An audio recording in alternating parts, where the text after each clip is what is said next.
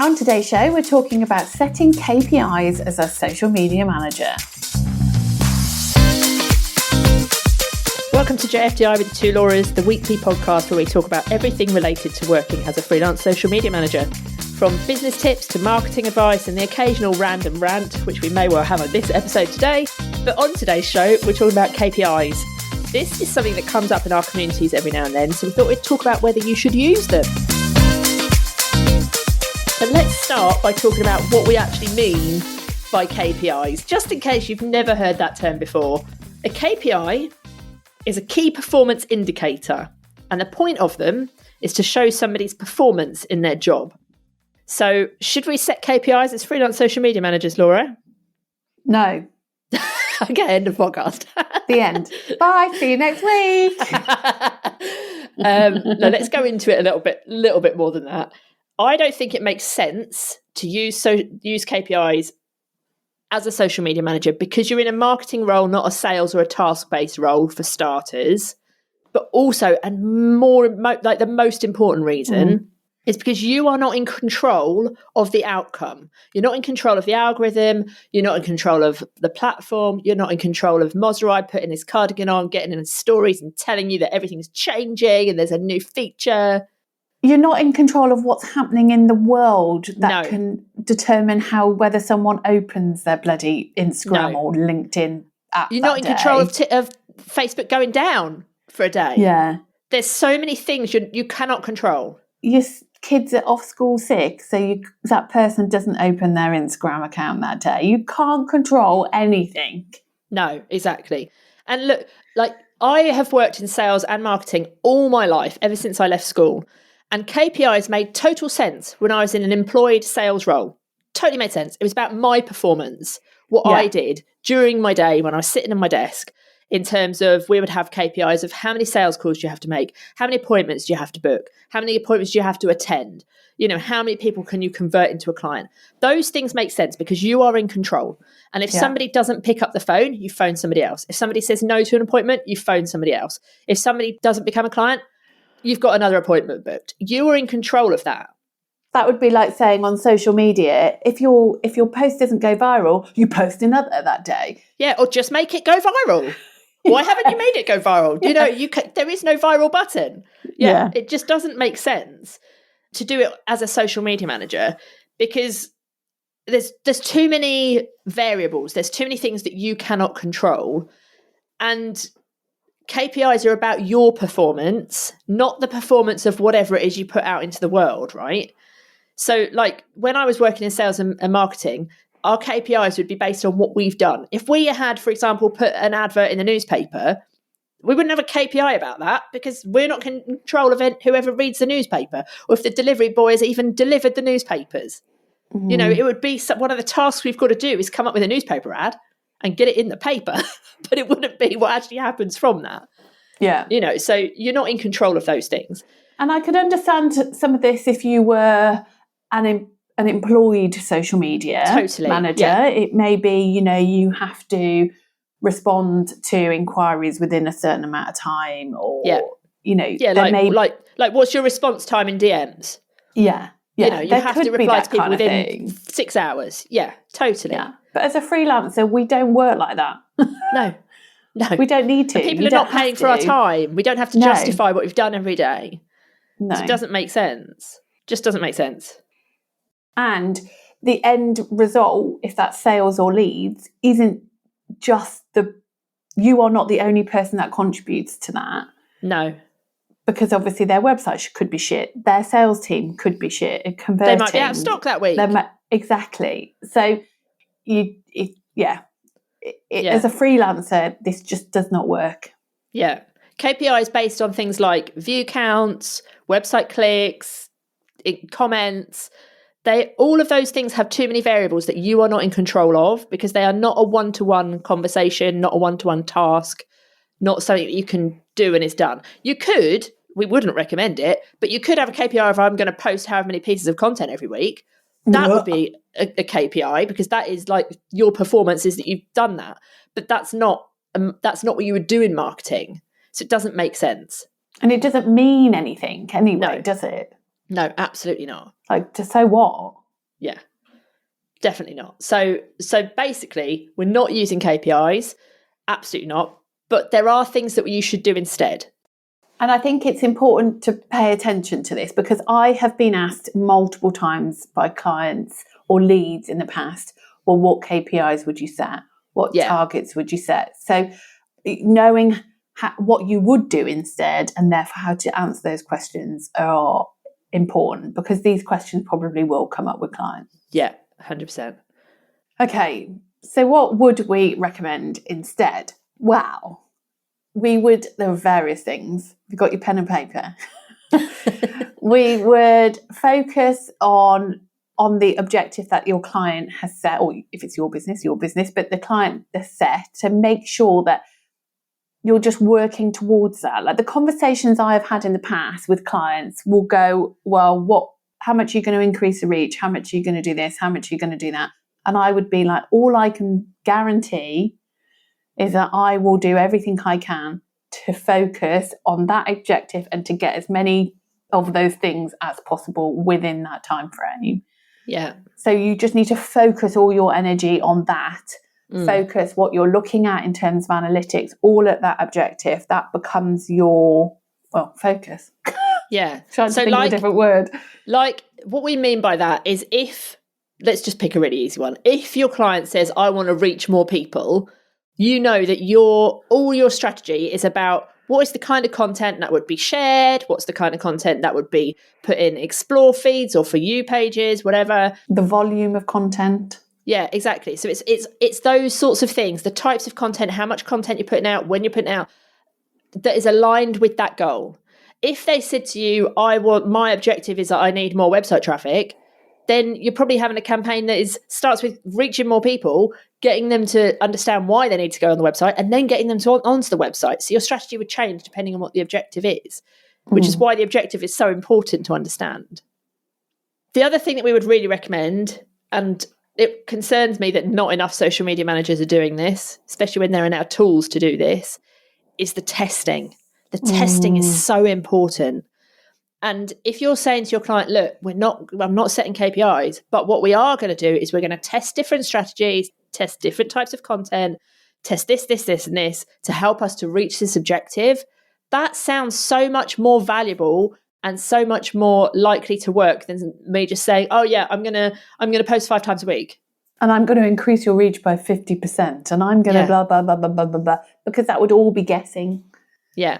Yeah, I think it's hard facts is a way better way to work than basing it on ego goals, because that's all it would be, wouldn't it? It's like just numbers plucked out of the air, isn't it? Yeah, there is no way. And this is, again, what I've said to clients in the past. I could sit here and give you some numbers, but I would be absolutely guessing, because I can't see your analytics. I don't know anything about what content's going to work because I've not done any testing. So I can guess. If you want me to guess, let's guess. But that therefore means nothing. It's like null and void. And this goes back to like when I was in my sales job and they would be like, you've got to make a certain amount of sales calls a day. That isn't a guess, because they know how many hours you're sitting at a desk, how long a sales call takes. That it's maths. Yeah. But there is no maths with this. Yeah, it ain't mathing. The math ain't mathing. You're right. Yeah. And then the other thing is obviously goes back to that reporting, doesn't it? It's reporting on the data that's most aligned to the objective, the data that the client needs to hear, the story that they need to hear around that data.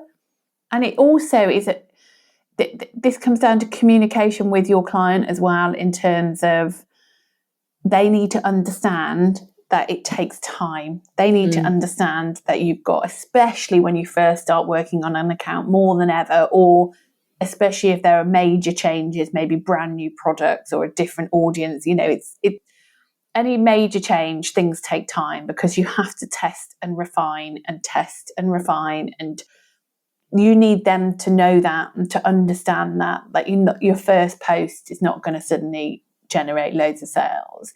So keeping those communication channels open, getting them to understand why you do, you're using a campaign-based marketing, why you do testing. Like, be honest with them, because they'll be interested, hopefully. Yeah, definitely. So communicating all of this is really important.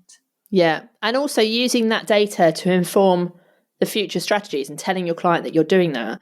Like for example, we recently closed our Facebook group, and we had a lot of people telling us things like your clients probably will have.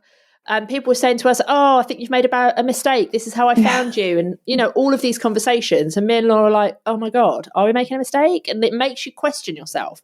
And then if you go back to the data and you're like, no, the numbers, they're not lying to me. The numbers are telling me the truth. It's really interesting because there was a couple of people really quite vocal with us about how we've made a mistake. And the only way that they had found us was from the group.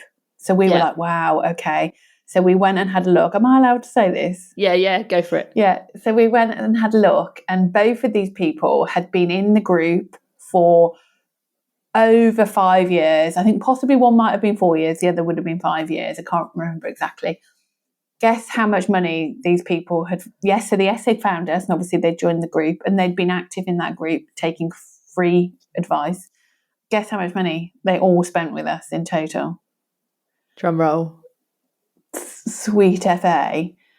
And it just proved our point. Like, because we both were like, oh, bloody hell, I don't know, because comments like that, they do wobble you, and you kind of think, is this the right decision? And then when we looked at the data, we were like, you know what, actually, and we looked at the people who were buying from us, and actually the most of the people who are buying from us are podcast listeners, or they've come to us via other lead magnets, not the Facebook group. So that was what made us go, you know what, this is the right decision. Yeah. And, over the long period of that time, we made the right decision with that group because we based it on the data. And the data never lies. Yeah. Well, not kind of, but... Yeah. No, but it's so important to remember though, isn't it? Because you can totally be swayed by an opinion. And if your client is being swayed by somebody else's opinion, you've got data you can back up what you're saying. And a client always will. When I was talking to Blah Blah, they were saying their social media manager says that they'll be able to. Well, their social media manager doesn't listen to JFDI with the Two Lauras podcast. Is that the standard line now to go back to your client with? Absolutely. Love it. I would say, though, that you could use KPIs in your own business, not in relation to your social media marketing, in relation to helping you to stay on track. Yeah. So like, how many leads are you going to follow up with this week? Really important. How many discovery calls do you want to book this month? Really important. Things like that. That's where KPIs come into play for a freelancer, I think, for your own business.